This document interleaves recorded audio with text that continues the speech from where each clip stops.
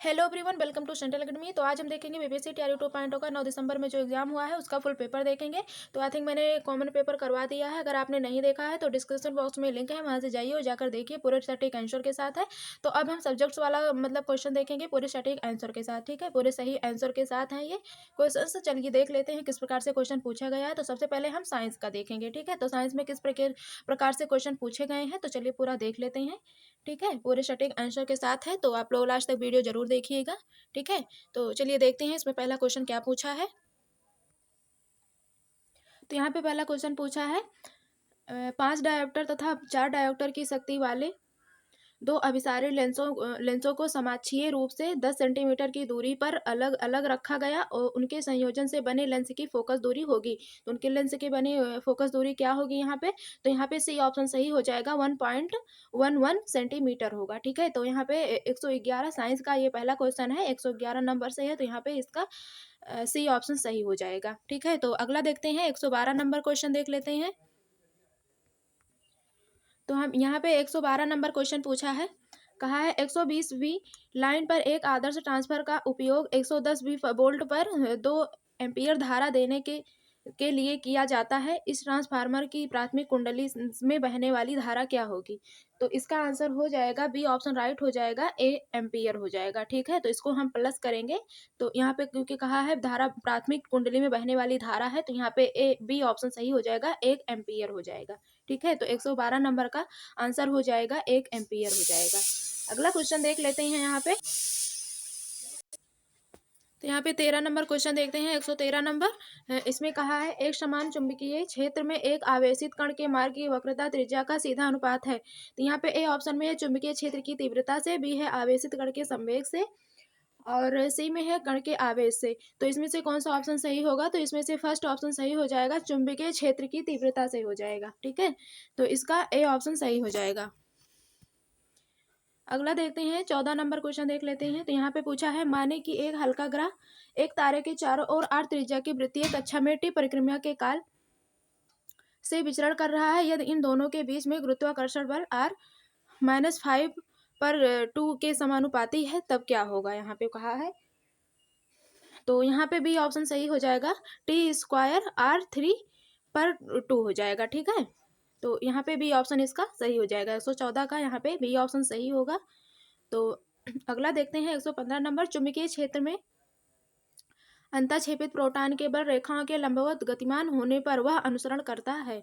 तो वह क्या अनुसरण करेगा, तो इसमें से ए ऑप्शन में है वृत्तीय पथ का, और बी है कुंडलित पथ का, और सी है परवलयीय पथ का। तो इसमें से कौन सा ऑप्शन सही होगा, तो इसमें से सी ऑप्शन सही हो जाएगा, परवलयीय पथ का करेगा। ठीक है, तो यहाँ पे इसका सी ऑप्शन सही हो जाएगा।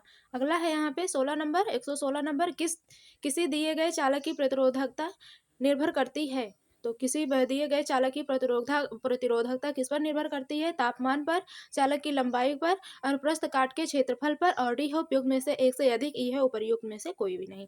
तो इसमें से हो जाएगा डी ऑप्शन सही हो जाएगा, क्योंकि चाल के लंबाई पर भी निर्भर करेगा और अनुप्रस्थ काट के क्षेत्रफल पर भी निर्भर करेगा। ठीक है, तो इस कारण यहाँ पे डी ऑप्शन सही हो जाएगा, उपर्युक्त में से एक से अधिक ऑप्शन सही हो जाएगा इसमें। ठीक है, तो चलिए 17 नंबर क्वेश्चन देखते हैं यहाँ पे।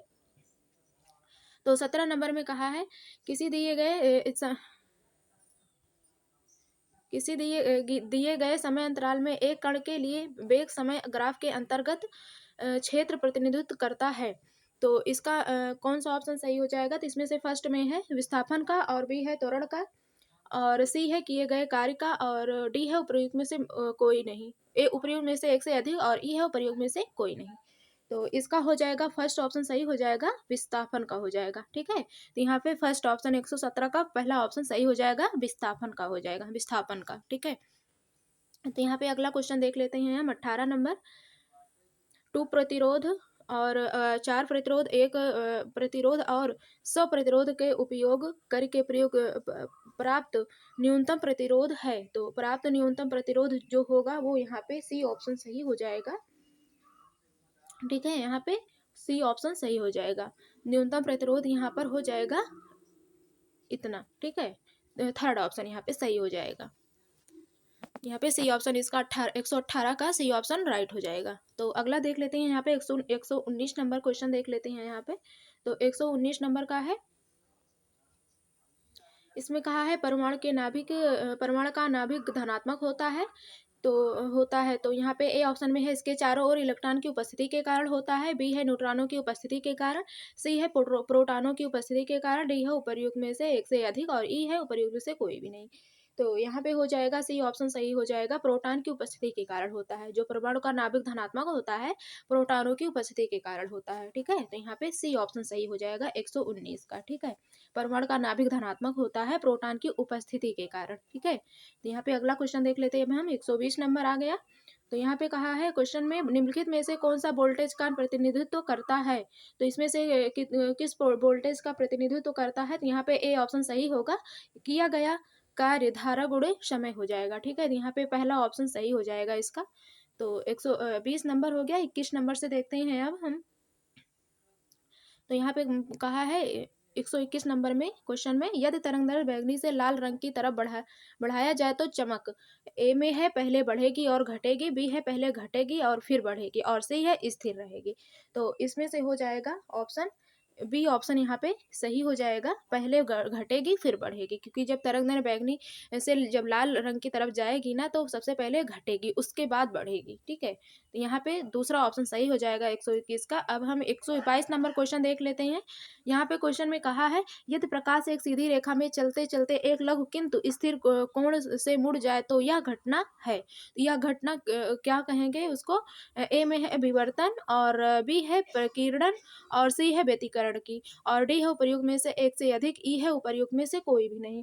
तो यहाँ पे ए ऑप्शन सही हो जाएगा, विवर्तन की कहेंगे। जब प्रकाश सीधी रेखा में चलते चलते एक लघु किंतु क्या कहते हैं स्थिर कोण से मुड़ जाती है तो उसे विवर्तन की प्रक्रिया कहते हैं। ठीक है, तो यहाँ पे 122 नंबर क्वेश्चन का ए ऑप्शन राइट हो जाएगा, विवर्तन की हो जाएगी। ठीक है, तो यहाँ पे अगला देख लेते हैं हम। तो यहाँ पे अगला क्वेश्चन है, दो गोलियां एक साथ एक ही स्थान से किंतु अलग अलग गति से क्षैतिज दिशा में दागी जाती हैं। कौन सी गोली मैदान को पहले भेदेगी। तो तेज वाली गोली सबसे पहले भेदेगी कि धीमी गति वाली सबसे पहले भेदेगी, और सी में है दोनों एक साथ भेदेगी। तो आई थिंक यहाँ पे सी ऑप्शन सही हो जाएगा 123 का। यहाँ पे सी ऑप्शन सही हो जाएगा, दोनों एक साथ भेदेगी, तेज गति वाली भी और धीमी गति वाली भी। ठीक है, तो यहाँ पे सी ऑप्शन सही होगा, दोनों एक साथ भेदेंगी, चाहे तेज गति हो चाहे धीमी गति हो। ठीक है, तो दोनों एक साथ भेदेंगी। ठीक है, तो यहाँ पे सी ऑप्शन इसका राइट हो जाएगा। अगला देख लेते हैं यहाँ पे 24 नंबर। 124 नंबर आ गया, यदि वृत्ताकार गति करते किसी पिंड की चाल एवं त्रिज्या दोनों को दो गुना कर दें तो अभिकेंद्रीय त्वरण का परिणाम क्या होगा। यहाँ पे क्वेश्चन में कहा है तो क्या हो जाएगा। तो यहाँ पे 4 गुना हो जाएगा, ना तो आधा होगा ना ही 2 गुना होगा, और डी में है प्रयोग में से एक से अधिक, ये प्रयोग में से कोई नहीं। तो यहाँ पे हो जाएगा, यहाँ पे बी ऑप्शन सही हो जाएगा, 4 गुना हो जाएगा। ठीक है, तो आई होप आप लोग अच्छा क्वेश्चन किए होंगे, बहुत ज़्यादा कठिन क्वेश्चन नहीं आया था साइंस का। ठीक है, तो मुझे लग रहा है कि आप लोग पेपर अच्छा करके आए होंगे, बहुत ज़्यादा कठिन क्वेश्चन नहीं आए हुए हैं 2-4 को छोड़ के। तो यहाँ पे 145 नंबर क्वेश्चन देखते हैं। तो यहाँ पे 145 नंबर क्वेश्चन में है, निम्नलिखित में से कौन सी पौधों में रसधानी का कार्य नहीं है। इसमें कहा है निम्नलिखित में से कौन सा रसधानी का कार्य नहीं है। नो, यहाँ पे 24 नंबर क्वेश्चन है। 124 के बाद 125 वाला देखते हैं। ठीक है, तो 125 कहाँ गया, यहाँ पे है। ठीक है, तो यहाँ से देखते हैं 125 नंबर क्वेश्चन है। तो यहाँ पे 125 नंबर में क्वेश्चन कहा है, निम्नलिखित में से कौन सी अभिक्रिया विस्थापन अभिक्रिया दर्शाती है। तो इसमें कहा है कौन सी अभिक्रिया विस्थापन अभिक्रिया दर्शाती है। तो यहाँ पे उपर्युक्त में से एक से अधिक हो जाएगा, यहाँ पे ये भी होगा ये भी। तो यहाँ पे डी ऑप्शन सही हो जाएगा, उपर्युक्त में से एक से अधिक ऑप्शन, यहाँ पे डी ऑप्शन राइट हो जाएगा। ठीक है, 125 का। अब हम 126 नंबर क्वेश्चन पे चलते हैं। तो यहाँ पे कहा है, क्यों मुख्य रूप से कार्बन सहसंयोजक बंधन द्वारा यौगिक बनाता है। तो इसमें से कौन सा सही होगा। तो यहाँ पे हो जाएगा डी ऑप्शन सही हो जाएगा। ठीक है, C4+ बनाने की काफ़ी मात्रा और 4 इलेक्ट्रॉन स्थित होते हैं। तो यहाँ पे एक से अधिक ऑप्शन राइट है, तो यहाँ पे इस कारण यहाँ पे डी ऑप्शन सही हो जाएगा। ठीक है, यहाँ पे डी ऑप्शन राइट हो जाएगा 126 नंबर का, उपयुक्त में से 101 से अधिक हो जाएगा। तो 126 से 127 नंबर पे हम चलते हैं। यहाँ पे क्वेश्चन में पूछा है सोडियम कार्बोनेट एक क्षारक लवण है क्योंकि यह लवण है। तो यह लवण कौन सा है? प्रबल अम्ल तथा प्रबल क्षार का, कमजोर अम्ल तथा कमजोर क्षार का। तो इसमें से हो जाएगा सी ऑप्शन राइट हो जाएगा इसका, कमजोर अम्ल तथा प्रबल क्षार का है। ठीक है, तो यहाँ पे सी ऑप्शन इसका सही हो जाएगा। तो हम अब चलते हैं 128 नंबर क्वेश्चन पे। तो यहाँ पे 128 नंबर क्वेश्चन में कहा है प्रकाश की उपस्थिति में बेंजीन क्लोरीन से अभिक्रिया करके बनाती है। तो क्या बनाती है? बेंजीन और क्लोरीन से अभिक्रिया करके। तो यहाँ पे हो जाएगा सी ऑप्शन सही हो जाएगा, बेंजीन हेक्साक्लोराइड हो जाएगा। ठीक है, 28 का यहाँ पे सी ऑप्शन राइट हो जाएगा, बेंजीन हेक्साक्लोराइड हो जाएगा। यही बनाती है बेंजीन और क्लोरीन से अभिक्रिया करके। और 129 नंबर क्वेश्चन में कहा है चूने को जलाने पर कैल्शियम ऑक्साइड तथा कार्बन डाइऑक्साइड प्राप्त होने की अभिक्रिया है। तो क्या है? अभी ऑक्सीकरण प्रक्रिया है, गठन प्रक्रिया है, चयन अभिक्रिया है। तो यहाँ पे ए ऑप्शन सही होगा, ऑक्सीकरण अभिक्रिया है। ठीक है, तो यहाँ पे फर्स्ट ऑप्शन 129 का पहला ऑप्शन सही हो जाएगा, ए ऑप्शन यहाँ पे राइट हो जाएगा। अगला देखेंगे अब हम। तो 130 नंबर क्वेश्चन पे हम चलते हैं। एक घोल कुचले हुए अंडे के छिलके के साथ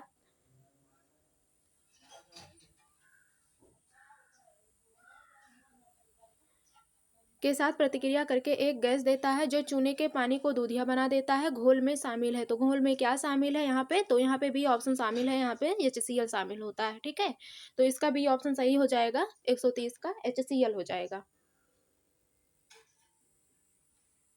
तो अगले क्वेश्चन पे हम चलते हैं।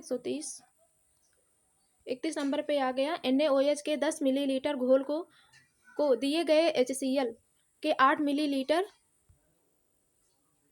मिलीलीटर घोल द्वारा पूरी तरह से उदासीन पाया जाता है। यदि हम NaOH के समान घोल को 20 मिलीलीटर लेते हैं तो इसे उदासीन करने के लिए HCl घोल पहले के समान घोल की आवश्यक मात्रा होगी। तो पहले घोल की आवश्यक मात्रा कितनी होगी? तो यहाँ पे सी ऑप्शन होगा, 12 मिलीलीटर हो जाएगा। तो इसका एक सी ऑप्शन सही हो जाएगा। 32 नंबर क्वेश्चन पे चलते हैं हम।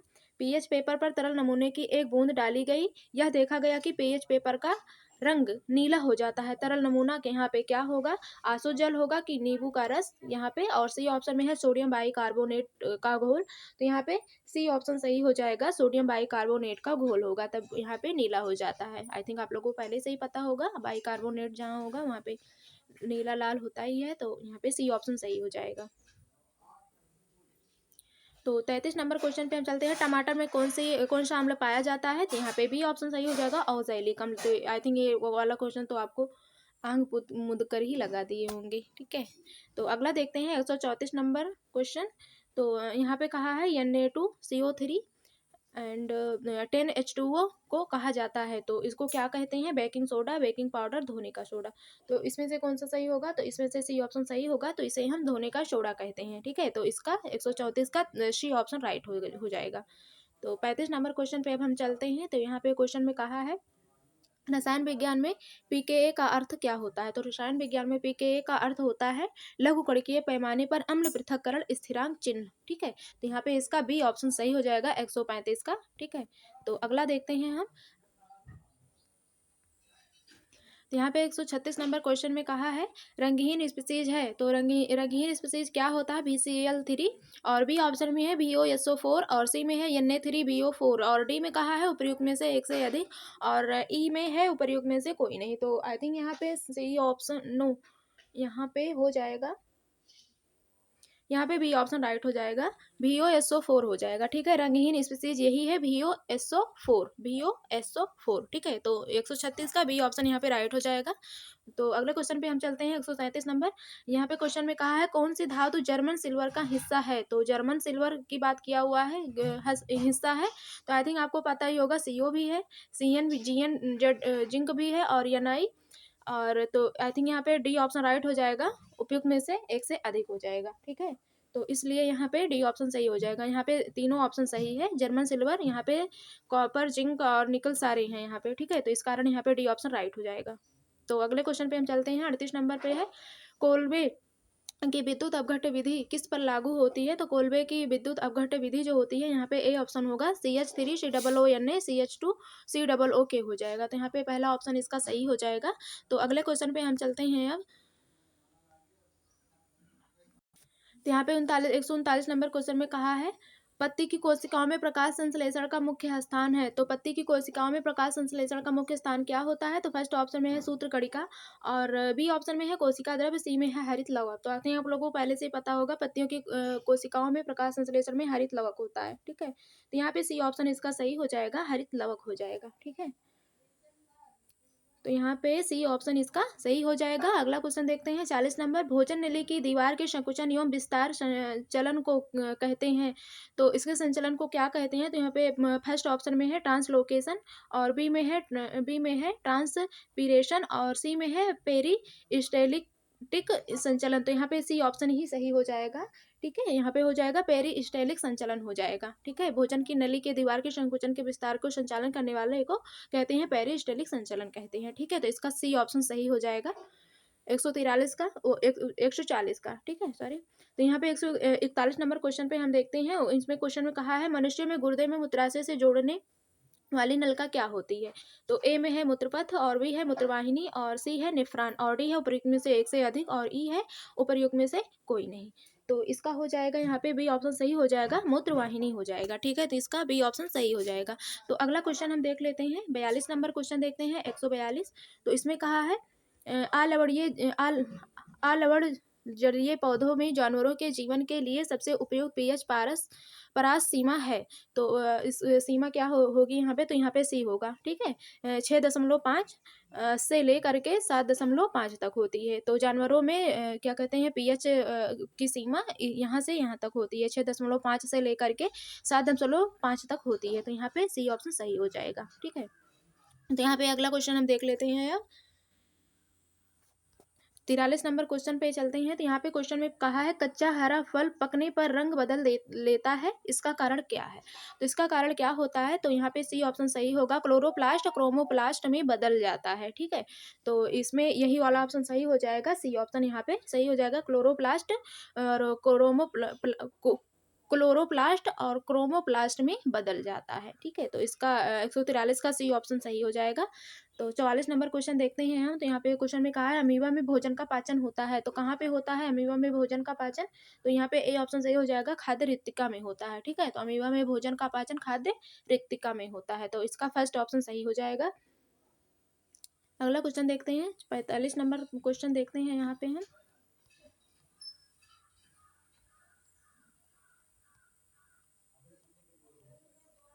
तो यहाँ पे 45 नंबर क्वेश्चन में कहा है निम्नलिखित में से कौन सा पौधा रसधानी का कार्य नहीं है? तो इसमें से कहा है कौन सा पौधा रसधानी का कार्य नहीं है? तो यहाँ पे बी ऑप्शन सही हो जाएगा, वे कोशिका विभाजन की प्रक्रिया में सहायता करते हैं। तो यही नहीं है, बाकी ये सही है, ये भी सही है, और ये भी सही है। तो इसमें नेगेटिव पूछा है, तो नेगेटिव यहाँ पे तो यही नहीं होगा। तो यहाँ पे इस कारण यहाँ पे बी ऑप्शन सही हो जाएगा। बाकी यहाँ पे ऑप्शन सही है, तो इस कारण यहाँ पे नहीं है, रसधानी में का कार्य नहीं करता है। तो यहाँ पे वे कोशिका विभाजन की प्रक्रिया में सहायता नहीं करते हैं। तो इस कारण यहाँ पे ये नहीं करते हैं। तो यहाँ पे बी ऑप्शन सही हो जाएगा। तो अगला क्वेश्चन हम देख लेते हैं। अब अगले क्वेश्चन में कहा है रेनवियर के नोड पाए जाते हैं। तो रेनवियर के नोड कहाँ पाए जाते हैं? तो यहाँ पे पहला ऑप्शन सही हो जाएगा, तंत्रिका कोशिकाओं में पाए जाते हैं। ठीक है, तो इसका पहला ऑप्शन सही हो जाएगा। अगला क्वेश्चन देखते हैं 47 नंबर। तो पक्षियों और सरीसृपों के बीच की अप्राप्त कड़ी है। तो यहाँ पे ए ऑप्शन होगा आर्कियोप्टेरिस। पक्षियों और सरीसृपों के बीच को कड़ी जो मतलब इसको कहते हैं आर्कियोप्टेरिस। तो इसका पहला ऑप्शन सही हो जाएगा, आर्कियोप्टेरिस हो जाएगा। ठीक है, तो 48 नंबर क्वेश्चन देख लेते हैं हम। 2 क्वेश्चन और बचा हुआ है, थोड़ा स्पीड में हम करवा दिए, केवल आपको आंसर ही देखना था। तो यहाँ पे क्वेश्चन में कहा है डेंगू बुखार का कारण है।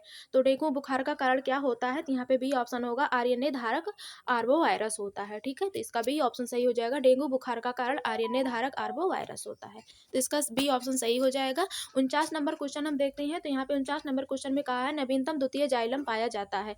तो नवीनतम द्वितीय जाइलम कहाँ पाया जाता है? तो इसका सी ऑप्शन सही हो जाएगा, संवहनीय एधा के ठीक अंदर पाया जाता है। ठीक है, तो इसका सी ऑप्शन सही हो जाएगा, संवहनीय एधा के ठीक अंदर पाया जाता है। तो यहाँ पे 50 नंबर क्वेश्चन हम देख लेते हैं। तो यहाँ पे 50 नंबर क्वेश्चन में है तो यहाँ पे 50 नंबर क्वेश्चन में कहा है तिलचट्टा में मैल पीवी की नलिकाओं द्वारा निम्नलिखित में से कौन सा कार्य किया जाता है। तो इसमें से कौन सा कार्य किया जाता है, तो ए ऑप्शन होगा उत्सर्जन का। जो मलपेगी नलिकाएं होती हैं तो उसका कार्य होता है उत्सर्जन करना। तो इसका 50 नंबर का ए ऑप्शन सही हो जाएगा। तो पूरे क्या कहते हैं 50 यहाँ तक क्वेश्चन पूरे कंप्लीट हो गए। साइंस के जितने क्वेश्चंस थे सारे कंप्लीट हो गए। ठीक है, तो आप लोग लास्ट तक वीडियो जरूर देखिएगा, पूरा सटीक आंसर के साथ है। ठीक है, तो जो आपने नहीं देखा है, मैंने मतलब सारे पेपर्स करवाए हुए हैं, आपने जो नहीं देखा है तो डिस्क्रिप्शन बॉक्स में लिंक है, वहाँ से जाइए, जाकर देख लीजिएगा। ठीक है, तो मिलते हैं, धन्यवाद। और जो आपको और भी सब्जेक्ट करने रहते हैं तो उसका आप मैं कमेंट्स कर दीजिएगा, कमेंट बॉक्स में कमेंट कर दिया करिए, तो मैं उसका भी करवा दूंगी। जो बच्चे रहते हैं, आई थिंक इकोनॉमिक्स का नहीं मैंने करवाया, इकोनॉमिक्स का और इसका नहीं, एक का 2 सब्जेक्ट बचे हुए हैं, उनका मैंने नहीं करवाया है। तो आपको जो चाहिए, आपको जो करने हैं previous year I think sorry वो आंसर देखने हैं, तो आप लोग कमेंट करके ज़रूर बताइएगा, मैं उनका भी करवा दूंगी। ठीक है, तो धन्यवाद आज के लिए। फिर आज का पेपर फिर देखते हैं, 10 तारीख वाला पेपर देखेंगे।